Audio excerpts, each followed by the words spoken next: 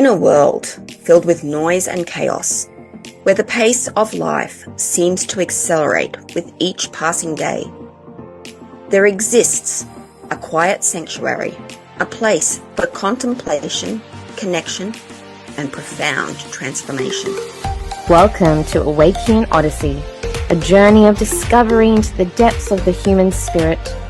Here, amidst the hustle and bustle of modern life, we invite you to pause, to breathe, and to explore the timeless questions that unite us all. From the wisdom of ancient traditions to the insights of modern thinkers, each episode of our series offers a glimpse into the rich tapestry of human experience. Through inspiring stories, thought-provoking conversations, and transformative insights, we embark on a quest for meaning, purpose, and authentic connection. So join us on this extraordinary odyssey, a journey of self-discovery, compassion, and empowerment. Together, let us delve into the depths of our shared humanity as we awaken to the infinite possibilities that lie within. This is Awaecnian Odyssey, exploring the depths of the human spirit with hosts Marie Ferguson and Felicia Lee. Let the journey begin. Viewer discretion is advised. This program may contain explicit or triggering content. Parental guidance is suggested. Hello. Hi, everybody. Good Welcome. morning. I was getting a bit excited before. I was like, yay. Excited about the streams. Oh, how are you, Flea, this morning? I'm feeling good, but I know that the energy in the last week has been off the charts. I have been suffering with headaches, neck ache, neck problems, throat problems, sniffly, which is all something that is very much in alignment with the conjunction that is happening this week and a lot of the issues that are needing to be brought up. So that lovely shadow side is here for its last round of final, let's get those last little tidbits so we can move forward on the next path. Not to say all our shadows are going, but it's the last bits of this particular lesson and this particular path, and I'm really feeling that collectively coming through. Yesterday was extremely emotional, all day just chunking, almost like, oh, I can't say the word, but it's almost consuming, like sadness, but not sadness. It's like this deep grief that I feel that humanity is experiencing. It's like, what is wrong with this world? And so many people I know and I speak to are just like, I don't know how to live in this situation. How am I meant to find my joy when everything is so dark? Like, money is a problem for pretty much everyone. The cost of living is ridiculous. Our food is poisonous. Our governments are corrupt. We're seeing things left, right, and center. And what are we meant to do about it? Yeah, interesting. And the cards you pulled earlier was polarities, and I've just come out of another amazing conversation about looking at these shadows, but then also being on the precipice for greatness. And for those that are joining us now, welcome to Awakening Academy's Age of Awakening. And so what Lee and I love talking into is looking at mind, body, spirit, the shifts in the collective, in our internal worlds. And, Flea was sharing about these shadow pieces. And I know even in my own, week this week, feeling the heaviness and what is burdens and responsibilities versus what is mission and purpose and the directive that is being divinely guided, and balancing these polarities of self, of existence. And I was just in a beautiful, another beautiful group earlier about with all these women gathered together, and we were talking about up leveling and noticing the self-sabotage, noticing the shadow parts of ourselves where we're in this a beautiful woman mentioned the butterfly metaphor with the caterpillar, the cocooning and the chrysalis, and then emerging into the butterfly. And as you mentioned, Flea, this collective feeling like we're in the mush. We're in this transformative phase. Like we've been the caterpillars easing along the road, and nourishing ourselves, eating the things. And like, I feel like Mm. our lives and also humanity and the collective is in this massive, beautiful, messy, mushy, gooey catalyst, like that gluggy feeling that you're feeling. And Yeah. like this idea that in that metamorphosis stage, like when the caterpillar is transforming, there's no Mm. turning back. Like they legit liquefy and turn into mush to Mm. fully transform and reform. And so it's like those pieces that you were sharing of like this heaviness, even our own internal relationship with self and others, the big pieces of what we're dealing with Mm. finances, like we're in that liquefying stage, which is messy and yuck, but also beautiful in the other side of the things, because we're Mm. in this phase that we're about to be emerging into these beautiful butterflies with wings and the angelic wings, and just rising into that divine self. Mm. And there are people that are already being our beautiful butterflies and guides, and you know, and we're in these beautiful transitions of noticing, but it's also freaking hard Mm. well. Yeah. It is, and I like how I just saw the wings just exploding in this vibrant light and crystalline energy that just transforms everything at the end. And I like this concept of transformation. I actually prefer the dragonfly version a little bit more because they actually do it every time they age. So they transform, and that actually brings about the different colors in their hue. So like when you see all the different colors, that's the different ages of the dragonfly. So it's like every single time to create that new color, to create that new vibrancy, they actually have to go through that transformation process. So whereas a butterfly will have a short lifespan and just it's just a one-off, the dragonfly continues to do that. And this is very much a representation of life. Like how many times do we go, I thought I was done with that. I thought I'd healed that. Like, why does this keep coming back up for me? And honestly, like it's the little hidden truth that we just don't want to admit. Like for whatever reason, you know, I don't want to go back to work and this is my thing. And my truth is that, you know, it crushes me internally. So therefore I've got to, you know, come into this awareness of like, why is it crushing me? Why is that little bit of hope being taken away every single time that, you know, that phone rings or there's a little alert to say, guess what, you've got a job. It's like, I should be excited. Yay, I'm getting some money. But the flip side of that is the heartache that comes with witnessing the separation of others. And I've definitely been a person that has always celebrated in the success of other people. So especially children, like when a child goes from being, you know, a little bit unconfident, they're a little bit scared, they don't want to do something, and when they get up and they do it and it's like, yes, I did this is fantastic, like, you are you proud of me? Like that is my element. That's where I sit in my glory. And I remember my first year of teaching, I'd only started halfway through the year, and I was sitting there watching the graduation ceremony. I knew maybe two of the kids, not very well. It had only been 6 months, but I cried the entire time. It's like, oh yes, they did it, oh yeah. Because you hear the stories, you hear the, you know, the stress and the heartache, you hear the troubles that they go through, and then like to be at that end, it's like, yes, it happened, that transformation was successful, that little cocoon helped them just that little bit. And even if it's only a little bit, it's enough to harden the shell, it's enough to keep us going.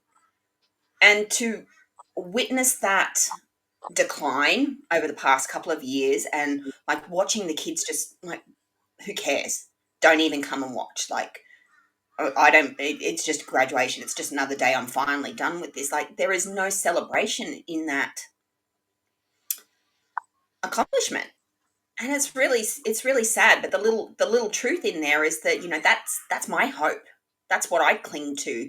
And, you know, what drives my soul and what got me into teaching in the first place was that I get to celebrate in watching other people flourish.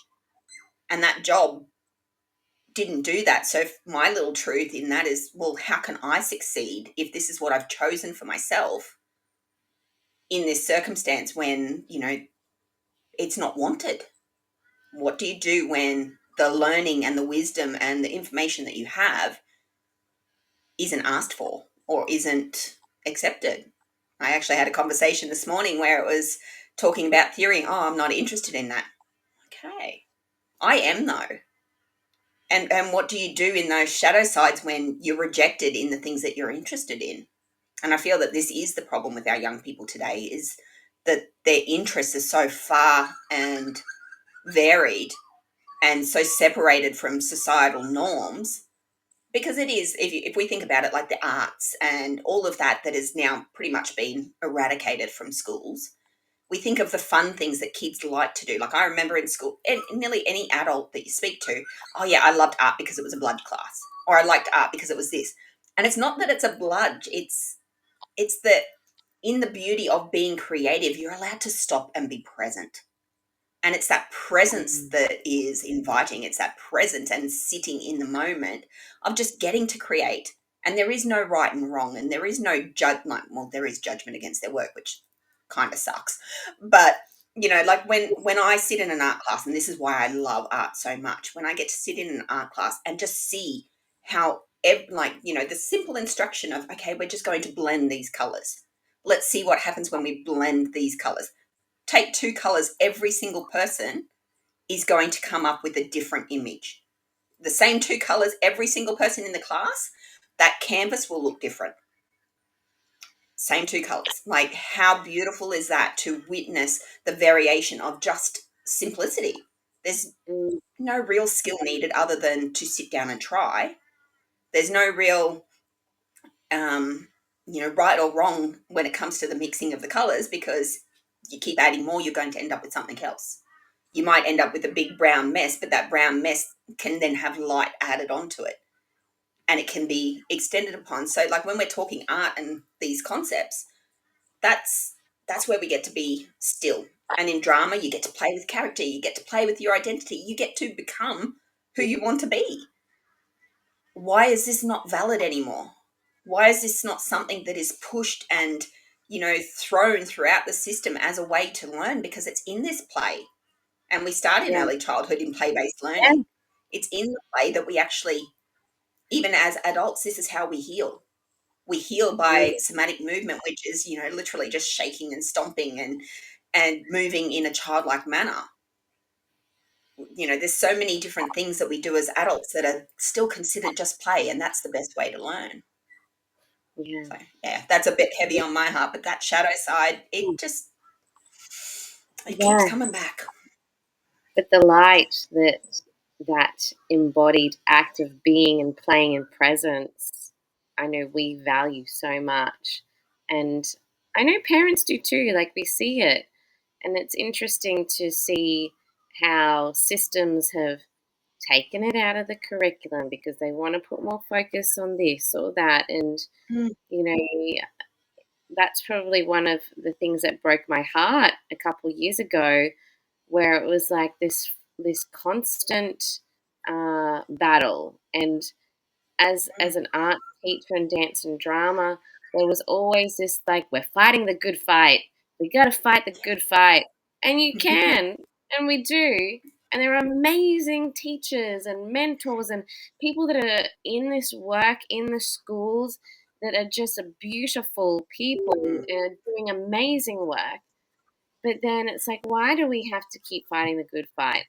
And I was listening to this podcast on Know Thyself. It's one of my favorite ones. mm, And this amazing older gentleman, I don't know his name, but it was about like the war on art. And he was a creative, he was a writer, but he was talking about what you were sharing about, Flea, with the deep presence mm, and that creativity. But even in his own journey, like sometimes we get creative blocks or things like that. But to allow that time to just be in the mess, be in the learning mm, about mastery and learning about the craft and allowing that time space to do that, then the success and the creativity in anything that you produce, is going to be felt at some point.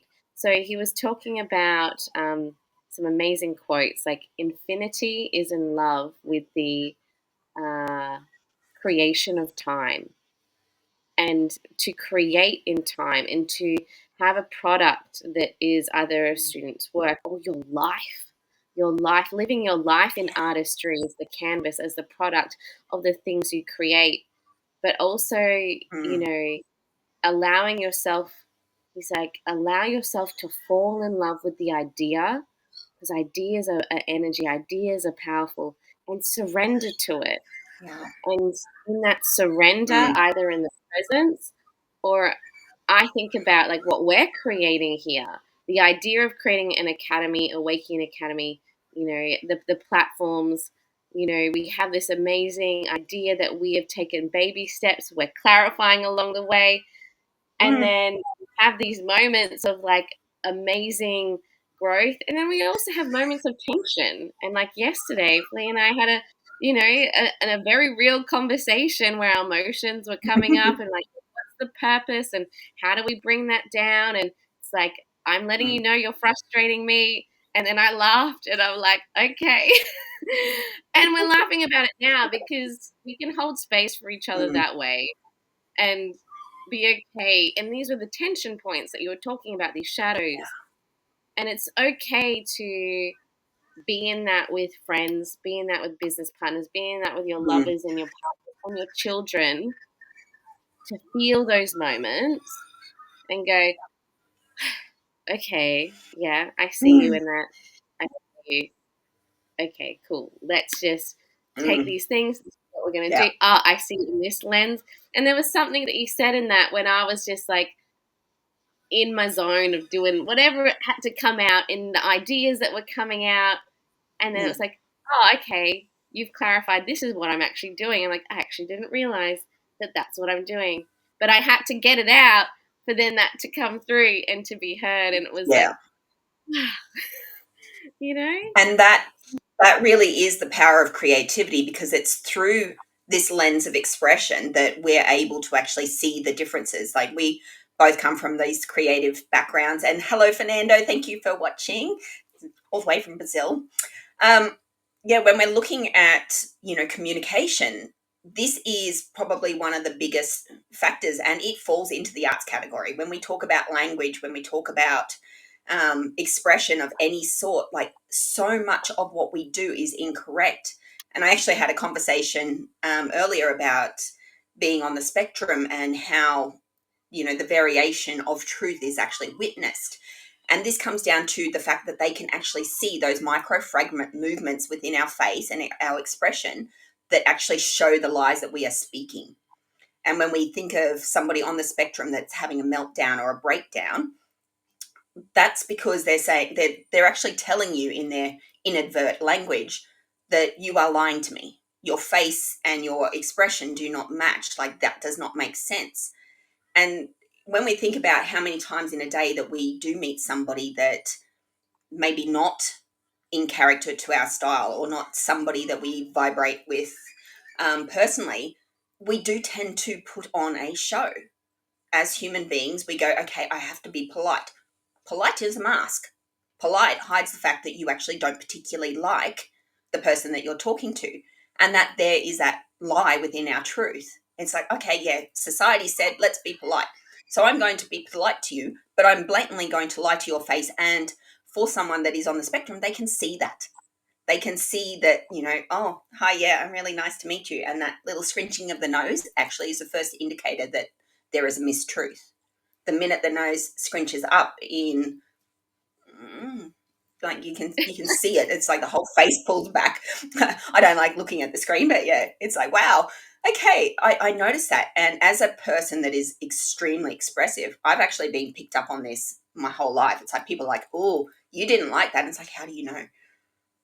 And it's like, what do you mean? It's like, oh, it's written all over your face. So I'm not a person that can hide it. So I probably create more confusion because I'm quite blunt with my facial expressions. So even if I don't like something, I won't be polite and lie about it. I don't like the lie, but it will be clear.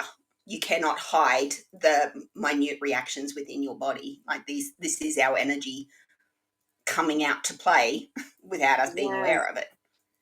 And when we think of our children, like, who are very good at reading people Mm. naturally, and also noticing that in their development, a lot of their wants, needs, desires is very egocentric too. So it's interesting to kind of work with children and teens from a different age to look at this development, and also our Mm. background in understanding education and psychology, and the pieces of those interactions that Flea was talking about, like even a scratch on the nose or doing this, or you know, even in your voice in questioning that, but being able to work with young people and see these developmental phases is really fascinating. Like I had a boy yesterday in a class I was teaching who again was on on the spectrum, but took things very literally, and it was Yes. like I had to have a few teachers like remind me of a few things because I was a relief teacher, and he's like, he will take things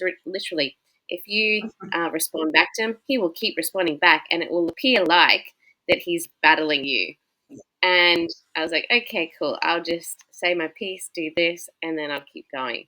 And it was interesting to like watch this class. They were year four, Mm. you know, um, and the behaviors in different teachers and them coming in and out of different things, and just like how their bodies were reacting to the content, and even like being a relief teacher, it's like what am I doing, where is this information, oh, this is a brand new thing, we're doing reading, they're in new groups, I don't know what we're doing. And it was like Mm. the kids can pick up on that. And then there were other people in the room. I'm like, I Mm. honestly don't know what I'm doing because this is new and it's here, and then they go wild, right? Because they can tell the Yeah. energy, and I'm like, I'm just going with the flow because it's not clear to me. I'm not usually in this classroom. There are kids with high needs in here, um, but we got to the things anyway. But yeah, I have found it fascinating to look at different classroom settings, looking at behavior, looking at situation. Um, it's not something I want to keep doing, and as you were saying before earlier, Flea, like Mm. these things that we are noticing the resistance, when we think about what we're aligned to do at Mm. the moment, doing relief work is helping my family bring in things while we're building, and income is coming in, and we've taken the baby steps, and this is the growth. Like we've set really great Mm. foundations, and now we're seeing the rewards coming through in what we're creating, what we've the people that are coming in that are aligned to working with us in our summits, in podcasts, in programs that we're about to launch. Like it's beautiful to see that growth, but it's also in this metamorphosis phase, Mm. noticing that I actually don't want to be on the oval in the middle of the sun, coming in and out of air conditioning, and these beautiful kids are doing this. Like we put our kids in these environments, and year four class, I came back out of air conditioning because I went to another class because I didn't want to go on the oval, and the sport teacher was fine, and I went and joined another year three class. But this group of what's that? What's Mm. grade four? Like 9-year-olds, 8, 9-year-olds. Yep. They were so Yeah, red. 9, 10. 9, 10-year-olds. Their faces were so red. They were running. This was in the Mm. middle of the day. Their whole bodies and their nervous system, they were physically Mm. heightened, and you could see the redness on their face. And it was like we were meant to do But maths today. learning's meant to occur after that. And I'm like, we are not learning. And luckily, the other beautiful teacher that came in, she's Mm. like, let's have some quiet time. I'm like, that's exactly what I was going to do. They need to actually de escalate physically their bodies. Like some of those kids drenched themselves in water. Their like faces were red like hot tomatoes. And I'm like, wow, we're not going to do any learning. Let's just lie down. I put some meditation. Let's just breathe and just have some stillness to actually get the body to physically regulate back down, because we know that when we're Yeah. hot and heightened in our emotions, let alone our physical body, nothing's gonna like be absorbed. And yeah, half of them were tired. Oh my gosh, it But was these are just the schedules, isn't it, that are absolutely baffling. It's like prime learning time happens when the mind is engaged, when it's something of interest, when it's fun and exciting and different, and when they know that there is very little to no risk of failure. Because societally, we, we get rejected. And in this particular age phase, so between grade 3 and grade 6, before they go into high school, this is where they are egocentric, where they are in their self-perception of, okay, now I need to fit into a bigger world that's not just my family.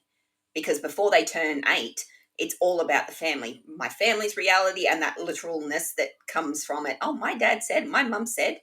Well, once they hit grade 8 is when the brain actually clicks on that the family situation isn't the same in every single family. And that's where they start to go, oh, what lies do I need to tell my friends here to still be able to fit into this group? And that could be, oh, my dad, I know I used to say this one all the time. Oh, my dad's a businessman. He goes away.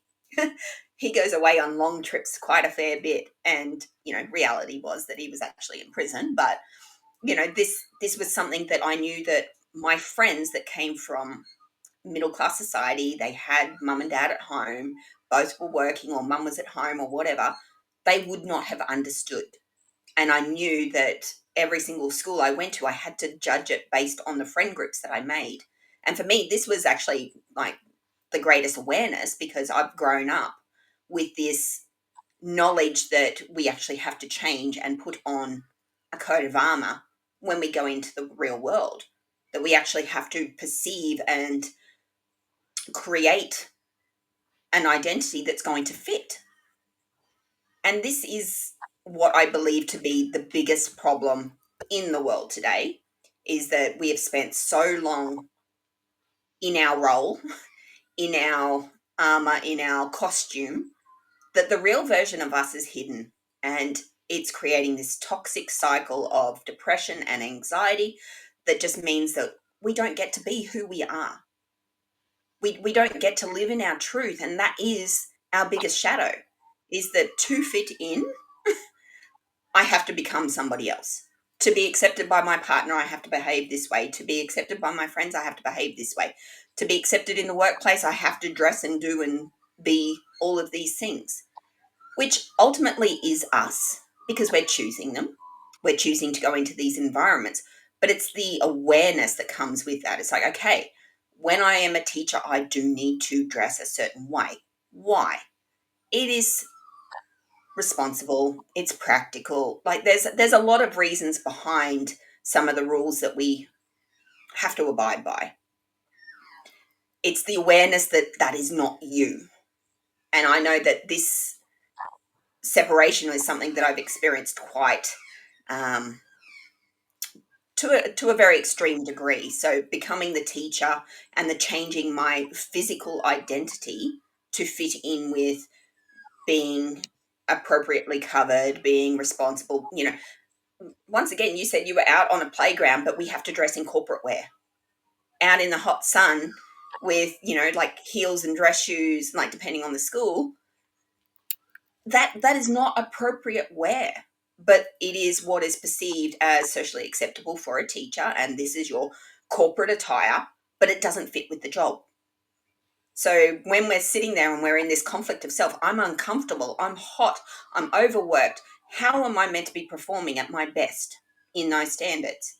How am I actually showing the kids that I am 100% authentic when I'm in layers and layers of clothes that make me feel uncomfortable, that I'm sitting there doing all of these things all day? And this is the reception that they're picking up. She doesn't want to be there. She's uncomfortable. She, is inauthentic.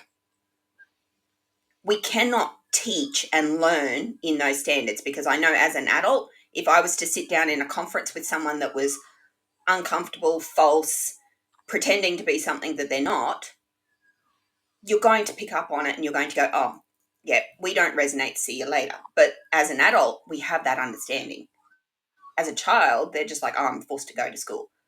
I didn't get to pick my teacher. My teacher's absolutely awful to me and doesn't agree with me. So, when we're having these conflicts, we actually have to stop and go, okay, well, ask the child. And as a parent, I always said, if you don't like your teacher, let me know in the very beginning so that we can change class, because the detriment to your education of being around somebody's energy that is not suited to you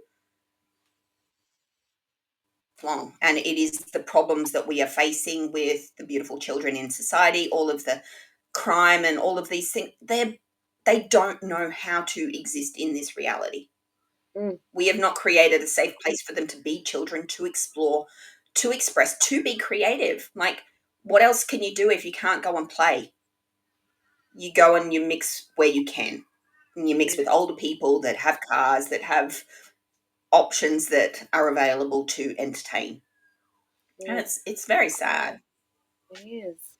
And how do we Mm, shift that? Like, this is, I suppose, what we're noticing. The awareness is the next step. But then how do we learn to take that awareness and then take the steps to change our circumstances or mindset?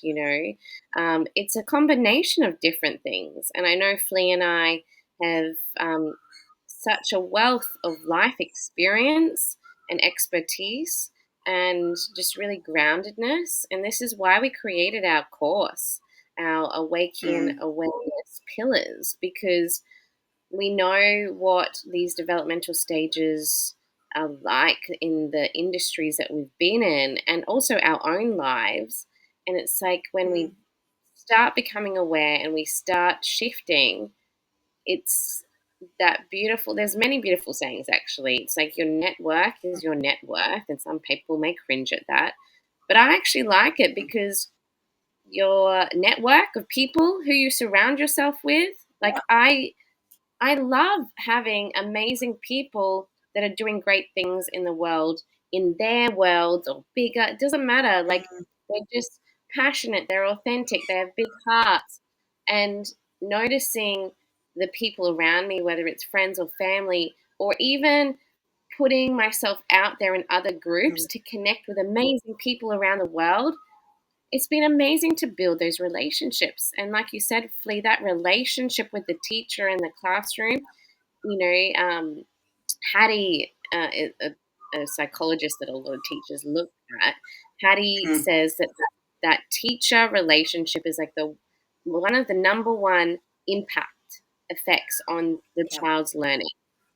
So, how are we as leaders in education and different institutions Mm, fostering authentic and professional, but also these real relationships for the teachers and the facilitators and the mentors and the coaches and whatever industries, and really coming down into that really grounded place. So, like, we are relational beings, and in being relational, it's mind, body, spirit, and some parts are missing in other places. mm, So I've been blessed to be in contemporary Catholic settings of schooling, which, even though it had the lens of Christianity and Catholicism in there, there's been so much beautiful metaphors in there, so much learning and community, like you were saying, Flea, connection, connecting to, at a young age, looking at, well, what is this world we're in? What is nature? Is that God's yeah. creation? And this may trigger people, but that's spirit working. These are just different Mm, words of understanding. And it's like, well, let's look at the bigger picture. And our children have this sense of awe, like, and yeah. wonder. How beautiful is that butterfly that just flew past, or the dragonfly that we were talking about? I didn't know the dragonflies kept doing that Mm, cycle, and like I was like, wow, that's something new for me today. And this sense of awe and wonder, that's presence, that's mm. creativity, that relationship that we're talking about. And I know Flea will add more to this. I'm going to get my charger because I'm about to die. But that awe and wonder, how do we bring that back, Flea? How do we invite more of that in as Oh, adults? yeah. Um, Awe and wonder as adults. This is a different situation. I'd actually like to take it back to childhood to start with, because I really do believe that this is where our issues start. And I know I had a personal story of my my eldest, who the minute she went into grade 3, she was placed in a classroom with a teacher that was a little bit more aggressive. She was she actually had the beautiful name that went with it, Mrs. Rowbotham. So, you know, we used to make fun of that when she'd come home, because I had to try and create a like for her to go back to school, because this teacher, for whatever reason, it could have just been, you know, a moment of being shy, and, you know, she didn't speak up and she didn't read, but she completed year 2 perfectly. Like, she was at normal level, passing, like no issues, no problems. And then she went into grade 3, and all of a sudden, I can't read, Mum. It's like, what do you mean you can't read? You've been reading for the last 2 years. Of course you can read. No, my teacher said I can't read. That one statement put her back 3 years, because after that, she didn't want to try. She didn't, you know, she believed that there was something wrong with her, and that judgment, and especially judgment in front of her peers, that judgment then meant that she was not the same. And that is that right at that prime time. And for the teacher, I can definitely speak into that, you know, year 3 is where NAPLAN comes in, so they need to be eloquent, they need to be able to speak, they have a reading, writing, and spelling comprehension test, as well as mathematics. So NAPLAN is a huge thing for grade 3. So right when their identity is at peak, they're forced into standardized testing. And our teaching habits have to conform to that, because it's in the first part of the year. It comes up quickly. It is a results-driven based test that goes on the school's ranking, you know, so there's a huge concept around this particular test. But in this phase of development, they're also exposed to. So this idea that, you know, we're taking people based on their age, taking children based on their age, and teaching them in standardized tests that aren't suitable is probably the first step. Once we separate education from being a standardized, conformed integration of society, which it is, we talk about inclusion, but the lesson diversity is really, you know, I've got a PowerPoint, I've got a written side, I've got a different font, I've got a different act. Like, this is not inclusive education. This is just a lot more work. This means that teacher is then separated from the relationship that you spoke about, and is not building those bonds that actually makes learning engaging. This is the problem we have. So for any learning situation, there is an achievement task. We take that achievement task, and I'm going to use language because this is my specialty. The main feature from grade 7 to grade 12 is identifying how language is used for various purposes. Right now, we're on a podcast. We're using language visually with our hands. We're using language with our voice and our words and our expression. We're also using tone. So there's 3 to 4 different methods that I'm using just in this podcast. How many other ways could I change it? I can print it, so I can have a dialogue log that's in a Word document. There are thousands of different ways it can be used. But we can form it, and we say, okay, we're going to learn about language. Here is this book, Marie. We're going to look at Awakening, and whether you're interested in it or not, you're going to give me an essay on this book about how language was used. Yeah, sorry, I'm not going to read the book because it's boring. It's got no interest. It's not my cup of tea. There's half your class gone. So we talk about authentic learning and inclusion. That can't happen in that style. What you can say is, okay, I want you to go and find a text. What is a text? So we have a class on text. We look at, okay, it can be movies, it can be magazines, it can be cartoons, comic strips, like pretty much anything that has a verbal expression or idea attached to it. Picture books are a text. A diary, our phone, our messages, you know, anything the child can pick from. That then means that they're included, their interests, their basis. And how amazing would it be if you've got a speech presentation at the end of your class where they each share their different ideas from their different books that they picked? How much more learning are they getting rather than everybody spouting the same thing from the same book? You know, oh, I didn't know that. I'm actually now interested in cars. I didn't know that. Now I'm interested in bikes. I didn't know. And this is where the arts come into play, and why it is so valid and so important is because when we're in that creativity of what else could it be, then we have just reached expansion. Then we have reached this capacity of, wow, what else could I do with this? Where else can I take it? Okay, advertising. Macca's wants me to buy French fries because they're using red and yellow, which are bold colors. How else can I use red and yellow to, use it in my entrepreneurial business as a 15, 20-year-old? Like, these are the things that they can do when we leave it open to learning. And for adults, it's the same thing. It's like, okay, well, what are you interested in? And this goes to your ikigai, which you had in your beautiful course, Marie, that looking at what we love in relation to, what we do and how we can do it. So being able to take our passion, our interest, and for me, it is teaching. And that's the sad part. I actually love my job. I love being with the kids. I love being in the classroom. I love interacting, especially when that conversation is flowing. And you get to see the different ideas coming into play and what can unfold, like how beautiful and amazing it is when we collaborate. And this is the creative connection that we talk about in our academy, like Awakening Academy of Creative Connections. So connecting expressively in so many different ways in that creative connection. Like, I've learned so much from you. You learned so much from me. Like, when we do these things, we're just expanding. We're sharing our knowledge, and through this awareness, and that's our first pillar, looking at how we can be aware, how we can identify our shadows, because technically that's the limitation in our day-to-day anyway. When I go into the school, my shadow is the societal standards that are making me conform to a way I know does not work. Is it a shadow? No, but it is because I have to conform to it. It is because when I go into that workplace, I have to put on that role and I have to go against myself and my inner truth.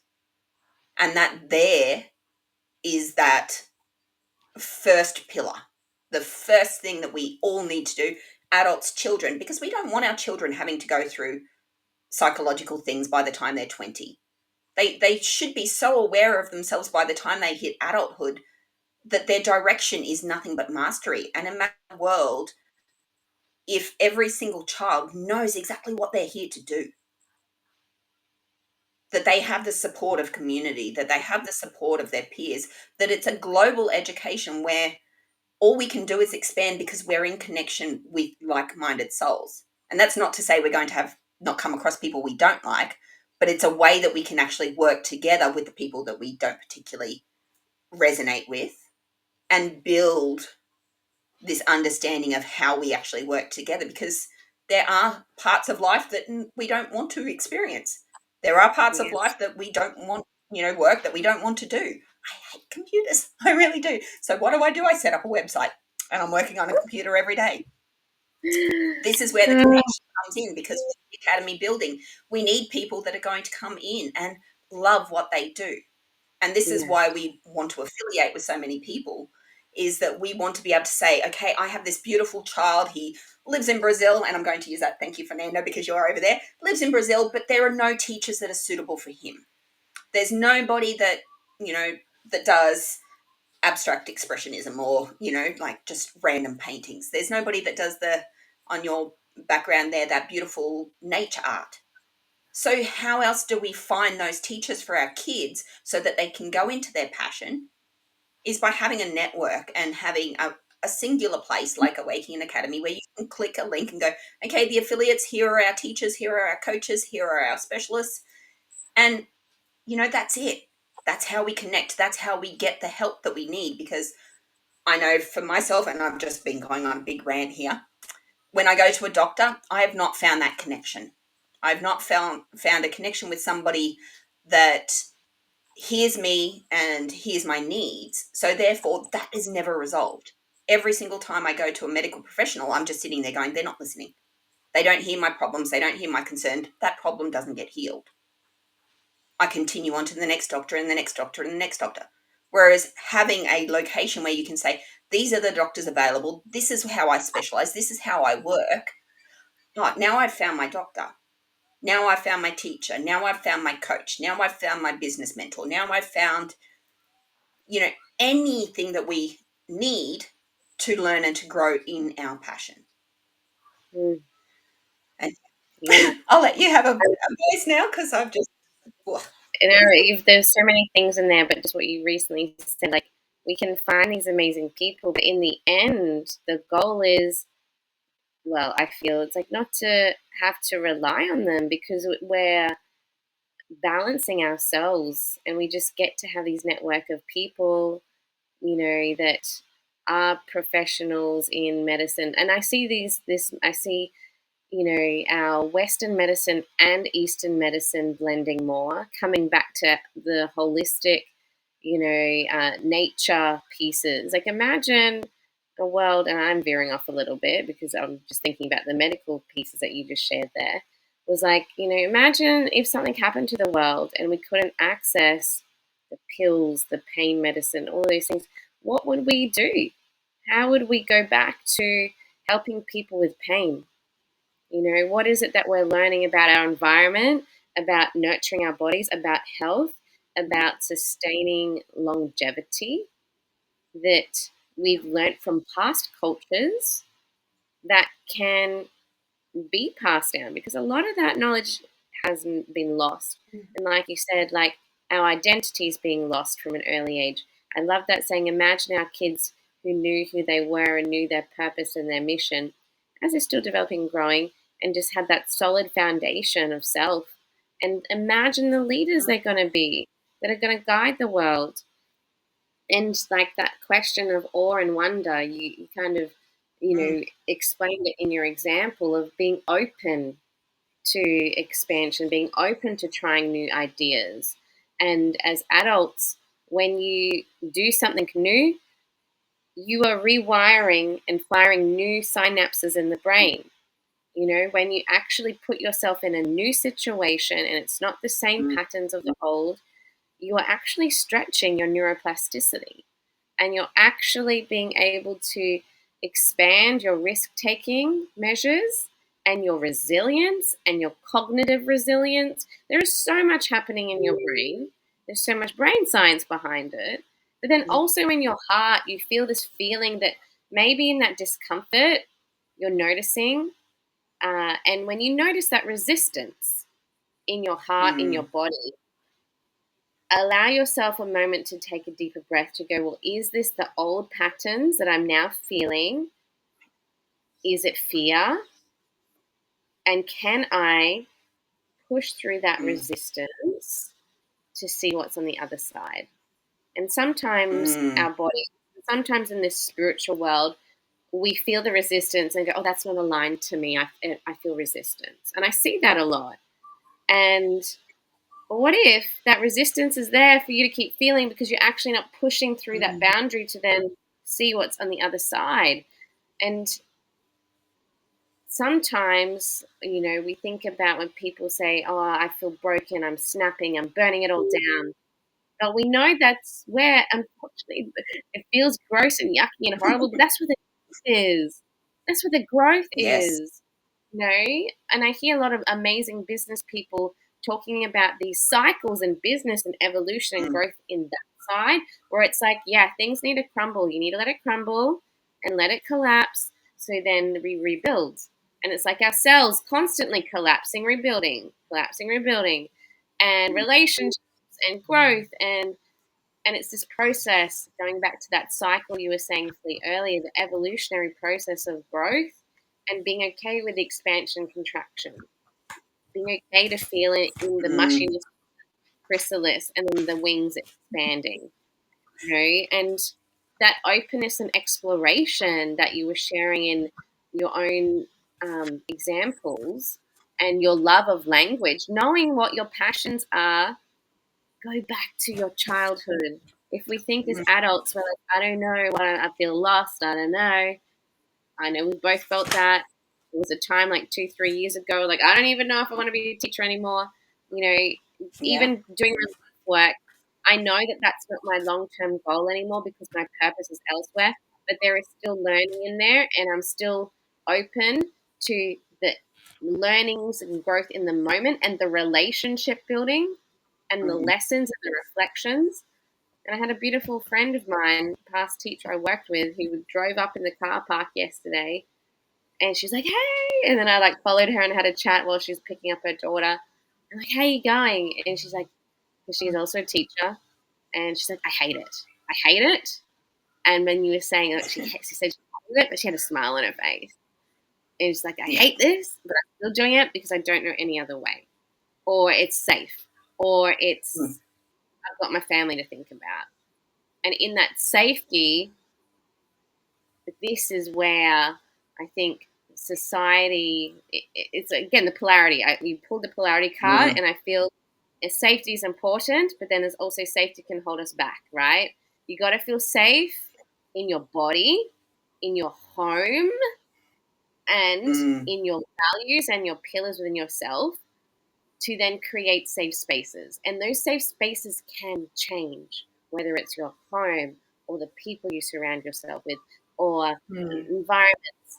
So creating safety is important, but also the polarity of that is we think we're safe with the financial pieces that are in a system that are actually locking us in, that are keeping us chained. And so it's noticing those systems of safety versus safe. And these are the word Mm. pieces. I'm just going to let that land because Flea and I were talking about language. She is the language expert. What was that card that you pulled?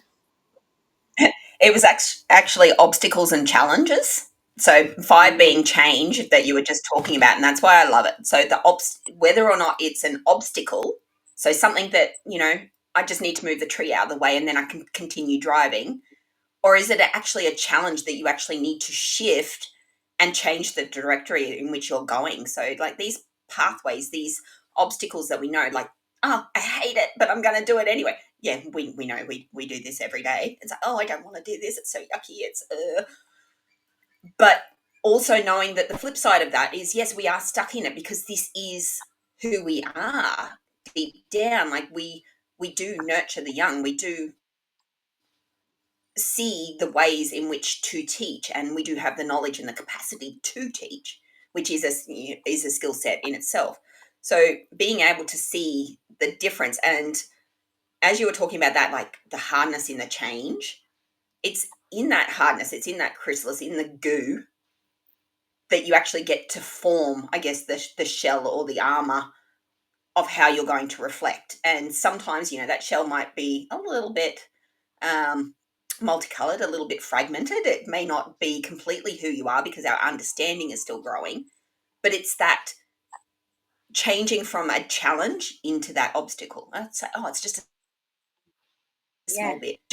I do want to teach. How do I teach in a different way? Well, I just create my own school. Simple. It's fine. yeah, That's what we're going to do. So this is what we do. yeah. We have education available for homeschool programs online, and ready to expand with the children that are ready to learn, because it's in that readiness that that chrysalis just opening, that new foundation of this beautiful dragonfly or butterfly, that, oh, now what do I get to do? Because I've just shifted my mindset. I've just come away from that challenge. I'm no longer stuck in this mindset of I can't do, I'm not special, I'm not important. I am part of this bigger puzzle of earth and world and humanity. So as this puzzle unfolds and comes together and is actually laying perfectly flat, is where we get to go, oh, now I'm going to make it three-dimensional.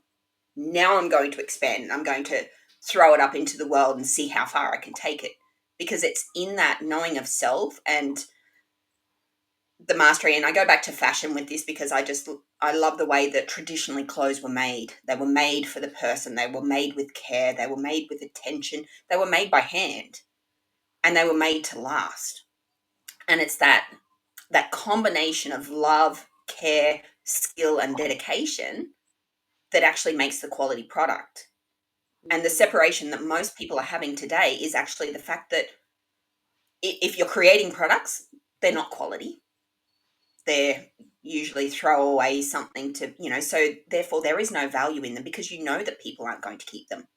We think about keepsakes from wedding, like why do we get the platter and the vase and all of these things at a wedding? Well, that's a keepsake of the memory of the moment and the passion that was dedicated to you on that special day. And it's the same when we think of this concept of learning. It's like, well, that's the dedication, the passion, the skill that your body, your soul is igniting within you to go higher. And it's when we're in that gratitude of self, when we're in that love of self and we're doing what we love with that dedication, skill, and, clarity,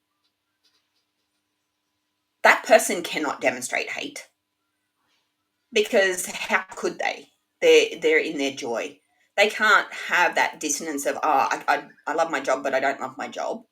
I've just got the wrong kids in my class, because, technically that is probably the biggest issue. The wrong group of kids with the wrong teacher. And we talk about streaming in such a negative way of, we're going to group them into age groups and interest. Interest would be a good one. Yes, stream based on interest. We've got a whole bunch of kids that are very athletic. They're more than likely going to go down the sports theory. Put them with a teacher that knows sport, that loves sport, because every analogy that they're going to be using is going to be one, it's going to make sense to them, but it's also going to engage more within them too. Oh, this teacher actually loves that. You come into my class and I start talking about art and fashion. Guess what? You have a fabulous time. Even kids that didn't actually want to be in my class had a fabulous time because I loved it. And I know that when I taught history or geography, something that I didn't know as well, I was scared. I was scared to give the wrong information, to pronounce the words incorrectly, to not really have a background as to why it was important. So therefore, those classes never ever went well. I had a group of kids, some were interested, some weren't. So the ones that were interested drove my interest. But what do you do with those ones that aren't? Why do they need to retain that information that is of no valor for them? It's just like storing data into our computers and making it lag. Oh yeah, here we go. We're just going to add another file on history in there. We're going to add another file over here, and before we know it, we're just watching the circle of death go round and round, going, now what do I do? I've got all of this information that makes no sense to me. That's how I sit and think when I look at the computer screen, and that's our brains. They do have the capacity to be filled beyond measure, but only if it's valid, only if it's worthy for us in our life and in our path. And to learn new skills, that passion that you said, like I had a really great maths teacher in year 10 and he would sing to us and he made maths fun, and like that's not my strongest point, but I actually liked being in his class because he was singing to us different things to help us remember. He put his guitar in, and when you have a teacher that's passionate, or a mentor or a parent that's passionate about something, to then engage in new learning, new ideas to expand our young people, to invite new ways of thinking. It's really important to feel that authenticity, to feel that engagement, that life experience, that passion from a variety of people. And so even though we've been talking about young people and teens, on the other spectrum of what we're doing at Awaken Academy is inviting the leaders, the mentors, the coaches, the facilitators, whatever you want to call it, the leaders in their field. It's all words. Yeah. But like leaders in your fields, like we are here for the leaders as well. Because when you're passionate about money mastery, or you're passionate about intuition, if you're passionate about creativity and marketing, or actually writing a novel, or painting, or dancing, whatever it Heart, is. Fernando.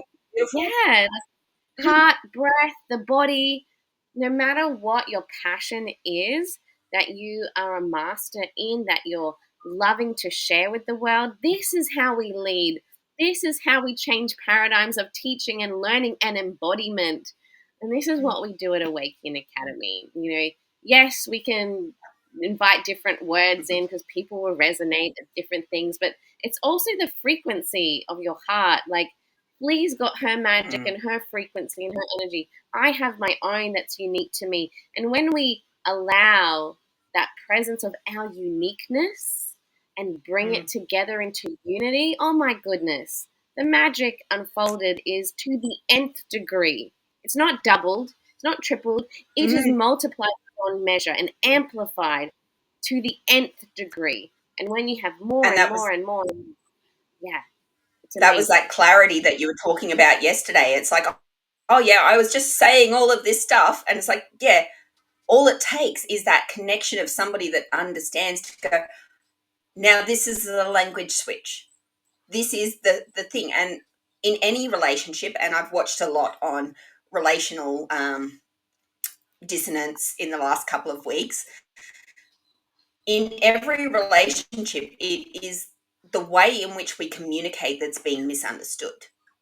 And having this full awareness of yourself actually allows those different conversations. And this is the beauty of our partnership, is that, we created an understanding very early on that no matter how hurtful the truth is, it's better to be said and worked through than to be left as something that's just festering in the background.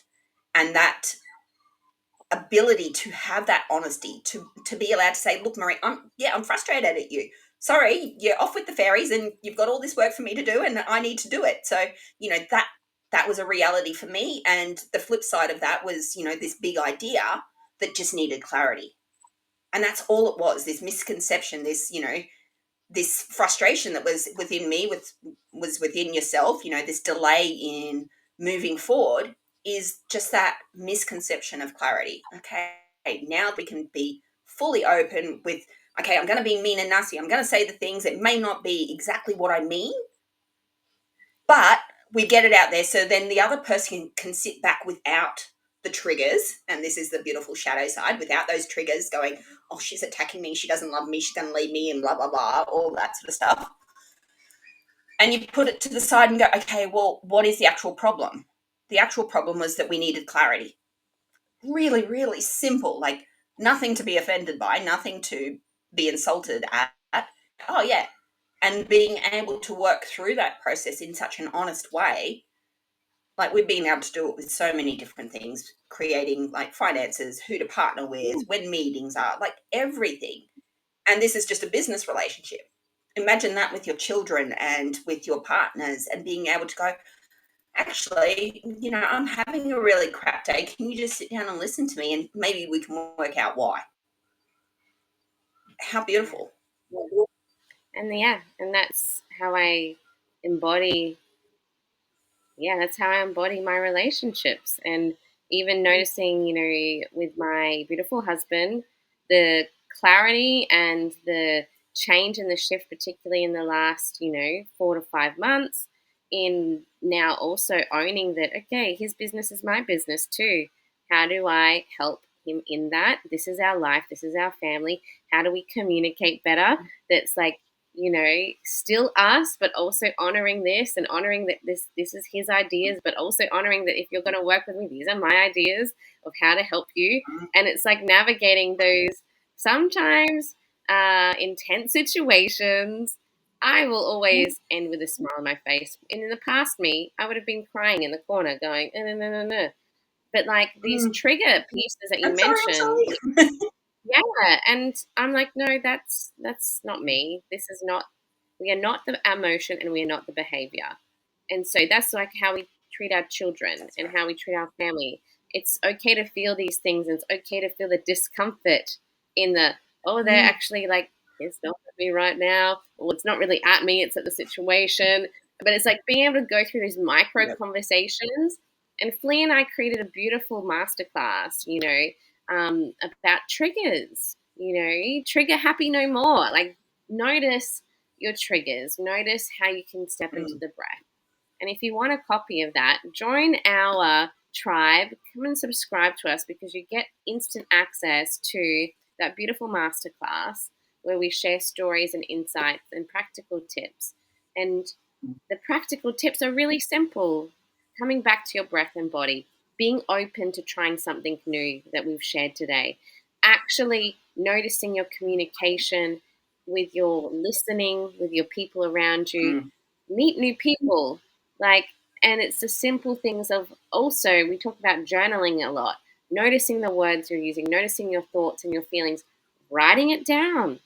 What do you want in your life? What clarity do you want? Mm. I've spoken, I know we're like almost at the end of the time, but this morning I have written down 2 years ago that I wanted to make 80K months. And Flea and I have spoken about we're going to make our first million this year. And I'm saying it publicly because when we say it, you own it. And in the space this morning, a beautiful lady was like, Yeah. yeah. And she was like, I'm being scared to say this, but I'm going to make my first million. And then I was like, celebrating you. And then I said it in the group because I hadn't said it to these ladies. And I'm like, you know what? We're going to do it. I've said it to Sean. I've said it to Flea. And it's like, I don't know how we're going to do it, but you wait. You wait and see. And you'll see us document it and bring all these amazing It'll people. unfold. And it will unfold. So it is. I love that so much. Oh my goodness. The polarities. Talking about the shadows, talking about the light, and all the in between. This is what we love to do here. Hey. Any and final it was the play pull? too. So that trigger happy no more. That trigger happy no more is all about play. So having fun with it. And if a particular word keeps coming up, like I feel sad, I feel anxious, actually look it up. What does that word mean? Is that actually what you are feeling? Because the human experience is our emotional capacity. If you take your emotions away, we don't actually experience anything. You take a feeling or a concept, an emotional connection, you have no way to actually make the narrative. So our emotions are our human capability. This is our human experience. And understanding our emotions, and I guess this leads back into the what we teach and why, this is emotional intelligence. Yes. Being aware of yourself and understanding your emotions means that you are aware of yourself as a human being, as an energetic form, because emotions are energy and movement. It's what gets stuck in our body as disease. It's what creates that ick in the throat when we're upset. It's that lump that's just sitting there going, I'm sad and I'm distressed and I need it out. Why does it get stuck there? When we're so upset and we're hiding back the tears and we're, like trying to contain it all, it gets stuck. And it's getting stuck because that needs to come out. The tears need to flow. The wailing needs to flow. It needs to get out. The stuck feeling. Yeah. If you hold on to it, it gets pushed back to your heart. It gets pushed back, and that heaviness on your heart that so many people are experiencing.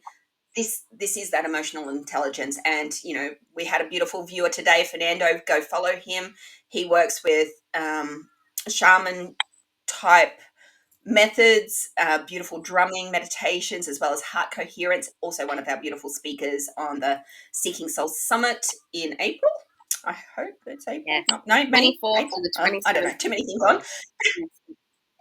Yeah. So that's 24th to the 27th beautiful. And beautiful Mary as well. Hi, Mary.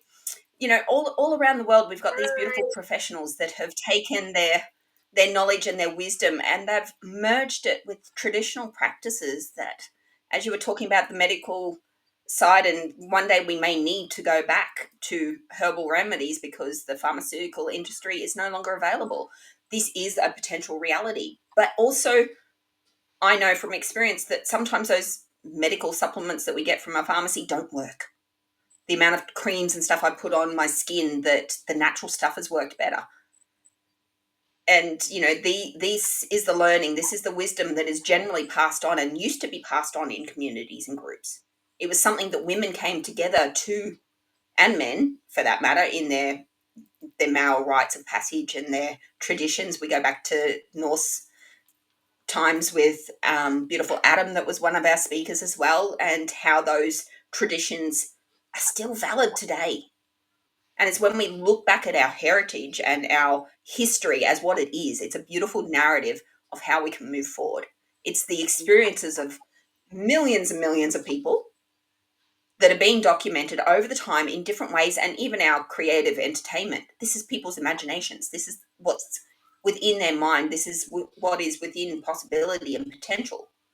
Every single movie that is made has the potential to become reality because it is somebody's imagination and possibility. Yeah. So when we're looking at all of these different methods and bringing them together, there is no one way.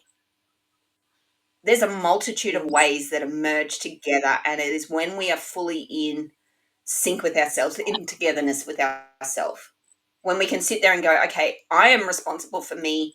This is my energetic form. You cannot do anything to my energetic form without my permission. I am solely responsible.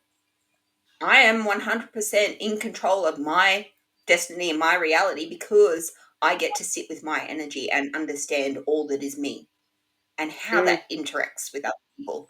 And I would definitely love to run a masterclass if anybody is interested in going through some of the scientific theories of relativity that have come into my vortex in a very different way. Not as scientific as most people, but the creative elemental part of design and symbols is part of my passion. Oh, So so that is something exciting. that of Do it. interest Oh, to. I think that would be amazing because, Flea has this beautiful gift. And I'm like, I don't understand that, but it feels good when I see it. I think you should. We're going to do it. Let us know if you want to join in on a master I class. mentioned it online, so guess what? It's happening. No, it's happening. It's happening. We'll get it up and running. So we'll share some more of that. We'll find a date with all the amazing things we're doing. But thank you, Flea, for sharing. Are there any Leave a other heart in the final link. comments? Yes, we will. There, leave a heart, Leave a heart please. in the link, so that way we can make sure that you get the direct link. That's the best way to do Yes, it. yes. Yeah. But we'll share that for sure. We're going to do a webinar, and I'm excited to learn from that. What's the final card, or what cards did you pull there, The Flea? final As we're cards was two major arcana, so the Triumph and the Destiny card. Obviously, Ooh, like once we tap into that shadow side that we started this with, once we are aware of the obstacles and challenges, all we can do is recognize the reward and the gift that is within us, our energy, our source, our heart. Heart. I love that. And the fact that Fernando's on here with his heart coherence, that just brought it all up. Beautiful. You can see like even the green within the Destiny card and that beautiful purple that's coming through. Like, let's just ride into it, guys. Like, who wants something else? I want to live in a new yeah, world. I am not going into 2025 with this current reality, this current mindset of limitation. Let's create what we want because we are the people and we do have the yeah, power now. We have these platforms, we have these modes to transform, to connect. So if you're feeling that you just need some assistance in a business and you want a web page that you can be part of that are connected with, come and talk to us about how we can affiliate, how we yeah. can work together, how we can build this expansive prospect for our children, for the next generation, so we are not living in trauma anymore. Mm. Let's live. Let's live. Let's live. Let's be the bridge makers, the way showers, and let's come together. So connect with us. There were so many amazing things, and we've come and join our tribe. Subscribe. You get our free masterclass there. Flea's going to run another amazing masterclass. I can't wait because that's the first I've heard. I'm like, yes, she's claiming her gifts, and we're gonna see it. And like, I'm so excited. Take away the mask that you were talking about. Whew. Because she's got powerful Yes. information and codes and symbology. It's gonna be epic. So I'm so excited we get to share it here. Come and join us as a speaker. We've got amazing programs. I'm like let's show us everything that we're able to do because we can do it. And you're gonna come and join us and help us, and it's gonna be beautiful. So yeah, that was a beautiful morning of polarities and things and all of the amazing pieces. So thanks, Flea, for joining us with your amazing energy. And for those listening now on Thank the you. replay, #replay, send us some DMs and we will see you Leave a soon. heart. Bye, everybody. Love.